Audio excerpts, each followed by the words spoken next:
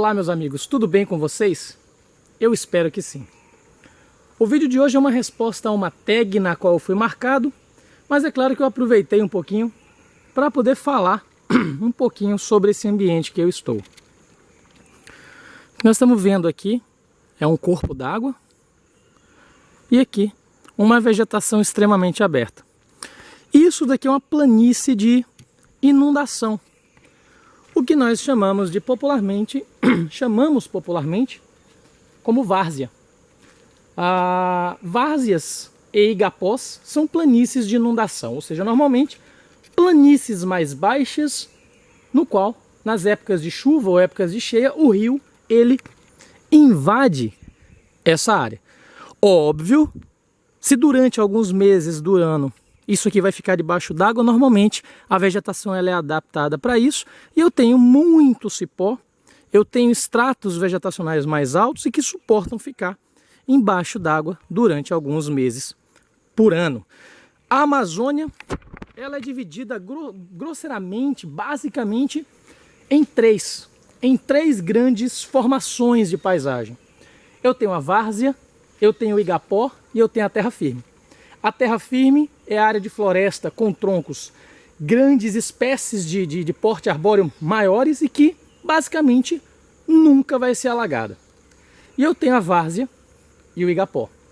Eu vejo muitas vezes livros explicarem isso, só que os livros deixam de forma muito confusa. Tanto a várzea quanto o igapó são áreas inundadas, alguns meses por ano pela água, pantanosas, áreas de charco, alagados, baixios. A diferença básica é o tipo de água que vai inundar isso aqui. Se for a chamada água branca, você tem uma várzea. Se for a chamada água preta, você tem um igapó. O que é água branca? A água branca é essa água aqui, ó. Essa água mais clara, barrenta, cheia de sedimento. Chamamos isso de água branca.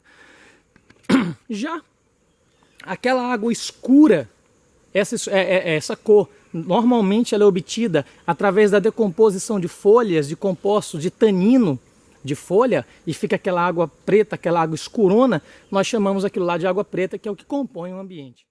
Então eu estou aqui nessa várzea hoje, eu tenho um acampamento aqui com os escoteiros, eu dei uma fugida para poder explorar aqui o ambiente, procurando uns tamaquarés, que são lagartos semiaquáticos. Vou mostrar uma imagem para vocês já de um. E eu vou responder a uma tag que me foi proposta pelo Felipe Lanza. O Felipe, que essa tag fala o seguinte: qual foi o maior susto que você já levou no mato? E é muito bacana essa proposta de tag, qual é o maior susto que você já levou no mato, e eu vou falar para vocês qual foi o meu. Vale lembrar que, por ser às vezes esse ambiente de várzea, ele é um ambiente muito rico, mas por muitas vezes ele estar próximo a aglomerações de pessoas, nós temos o quê? O lixo. Muitas vezes esse lixo ele vai ser carreado para cá. O ambiente de várzea ele é um ambiente muito bom para plantio.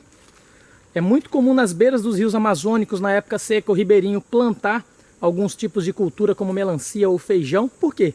Porque esse solo, quando a água baixa, ele normalmente fica com muitos nutrientes.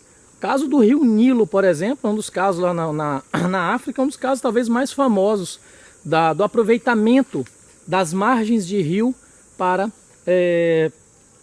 plantio pós-enchente. Mas a ideia não é essa, porque toda hora que eu lembro de uma informação nova eu quero passar para vocês. E a pergunta é: qual foi o maior susto que eu já levei no mato? Eu já levei muito susto no mato.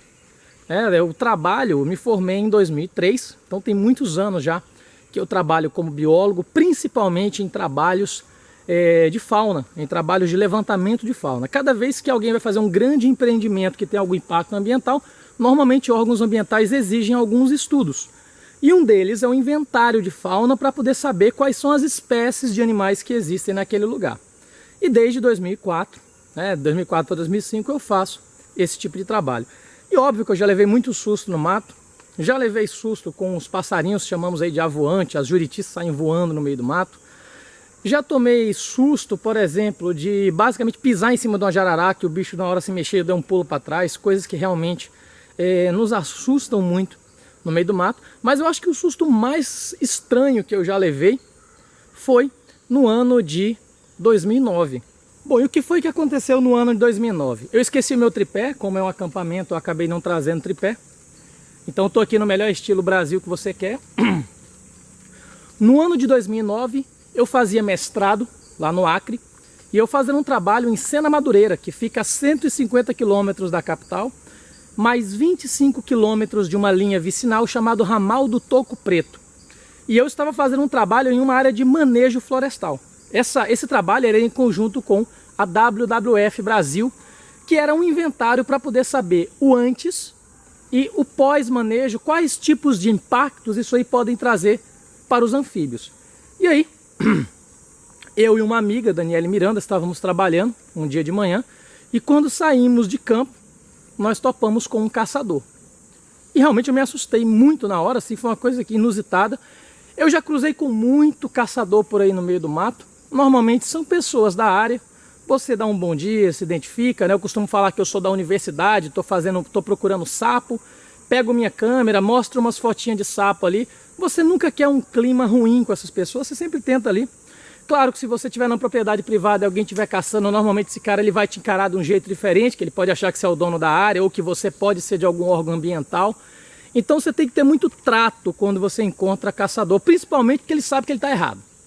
Se ele está dentro de uma área que não é dele, ele sabe que ele está errado. Então às vezes esses caras podem querer partir por tudo ou nada. Já teve casos de eu ver caçador e eu ficar quietinho e ele não me ver e passar. Já teve caso do cachorro vir até mim, inclusive quando eu fui fazer aquele vídeo do canivete para fazer um abrigo, eu topei com caçadores, o cachorro veio até mim, cheirou, o cara chamou o cachorro voltou, ele não me viu e eu fiquei na minha quietinho. Mas o que me estranhou disso daí? Quando nós saímos do mato, nós topamos com uma figura, um senhor de mais de 60 anos, sem camisa, descalço, com uma espingarda no braço, sem o outro braço, ou seja, um caçador sem braço e cego de um olho. E aquilo, eu vou dizer que me assustou, porque talvez tenha sido uma das coisas mais insólitas que eu já vi na minha vida. Imagina você topar com um caçador de barba grande, sem um olho, sem um braço, com uma espingarda na outra mão. Até o seu cérebro identificar o que era aquilo, você pode até falar, Simon, isso aí não é para se assustar. Cara, é para se assustar. Eu duvido na sua vida você já topou com um caçador descalço, sem um braço, sem um olho. E nós ficamos olhando, e olhou um para o outro, e olhou, e aquilo é assombração, não é assombração. Aí eu dei um bom dia, ele balbuciou alguma coisa, perguntei se estava bom de caça ali, e ele falava de uma forma que ninguém conseguia entender. Eu acho que ele também não devia ter língua. Ele falava, e eu não entendi o que o homem estava falando, e o homem com a espingarda quebrada assim no braço. E eu olhava para minha amiga e, beleza, não, nós somos da universidade e tal, e ele conversava com a gente numa linguagem que eu acho que só ele entendia. E aí ele deu com a mão, deu as costas e continuou andando e entrou no meio do mato. Até hoje a gente se pergunta se aquilo foi uma visagem ou não foi, mas você topar com um caçador de barba, sem um olho, sem um braço, descalço, que conversa numa linguagem que ninguém entende, deu as costas e entrou no mato. Eu não sei, provavelmente um morador ali da região, mas eu fiquei muito assustado com isso. Não aquele susto de sair correndo, mas aquela coisa estilo Arquivo X, cara, de você tentar entender que diabos de encontro estranho e insólito foi aquele. Eu não cheguei perto dele, obviamente, para mim ele era de carne e osso. E para mim, eu acho que foi o maior susto que eu tomei no mato. Como eu falei, não pelo susto de sair correndo, mas pelo susto de tentar identificar o teor daquele encontro estranho. Talvez para alguns isso não seja susto, mas até no meu consciente hoje, quando às vezes eu estou dormindo, eu lembro daquele caçador de barba sem um olho, sem um braço, descalço no meio do mato. Para mim foi a coisa mais estranha que já aconteceu, e eu posso interpretar isso como um susto, porque realmente isso foi muito assustador. Para dar continuidade a essa tag, eu vou marcar dois amigos, eu vou marcar o Reginaldo.